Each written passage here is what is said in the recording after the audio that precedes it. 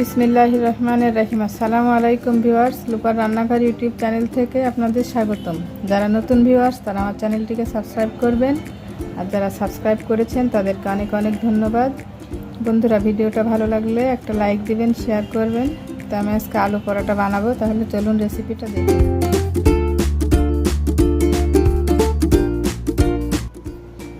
এখানে আটা নিয়েছি, সাদা নরমাল আটা 2 কাপ। এখানে ময়দা নিয়েছি 1 কাপ। এখানে কর্নফ্লাওয়ার নিয়েছি 1/2 কাপ পরিমাণে, লবণ স্বাদ মতো, আর একটু টেস্টের জন্য চিনি নিয়েছি। তো আমি এখন সব উপকরণগুলো ভালোভাবে মাখিয়ে নিব।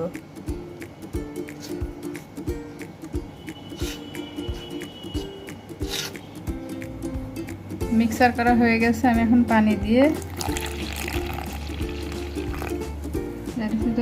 দেব 2 টেবিল চামচ তেল।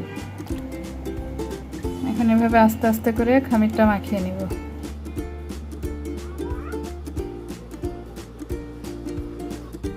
আটাটা মাখা হয়ে গেছে, এখন 20 মিনিট রেস্টে রেখে দিব। এই যেভাবে নরমাল ডো হবে, রুটি বা পরোটার মতো। এখানে আমি আলু সিদ্ধ করে ম্যাশ করে নিয়েছি। এখানে কিছুটা কাঁচা পেঁয়াজ, কাঁচামরিচ, ধনিয়ার পাতা, লবণ পরিমাণ মতো, পেঁয়াজ বেরেস্তা, পেঁয়াজ রসুন একসঙ্গে ভেজে নিয়েছি।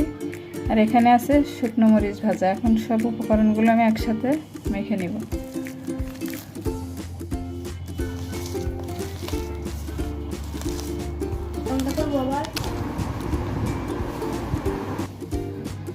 দিয়ে দিব কিছুটা সরিষার তেল।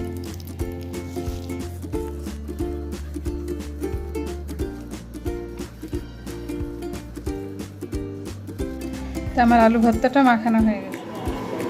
এতটুকু পরিমাণে আটা নিয়ে নিব, যেভাবে একটু বড় করে নিয়ে এর মধ্যে দিয়ে দিব আলু ছানাটা।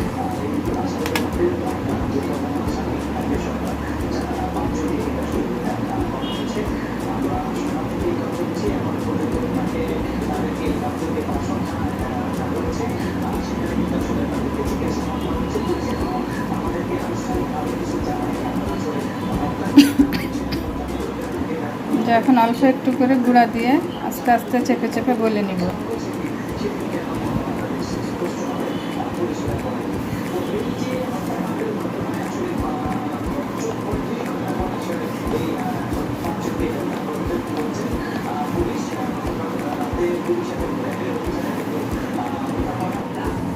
তো যে এরকম একটু পুরো করে বলে নিব।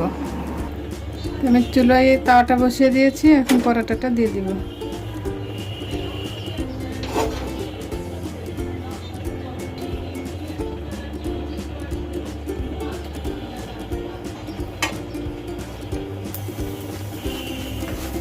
এভাবে এপাশ ওপাশ করে ভালোভাবে লাল করে ভেজে নিব।